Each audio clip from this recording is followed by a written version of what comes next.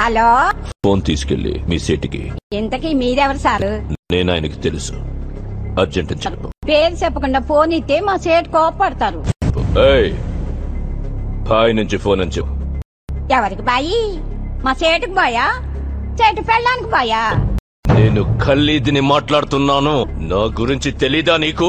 ఇంతకే నువ్వేం చేస్తా? టీవీలో చూడలా? టీవీలోనా? ఏ సీరియల్లో వస్తా?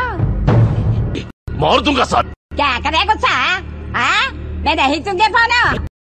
సరే, మీ సేట్ ఇంట్లో ఉన్నాడా? ఇంట్లో లేడు, బయటకెళ్ళాడు. కార్ బయట ఉంది. నా మనిషి బయటే ఉన్నాడు.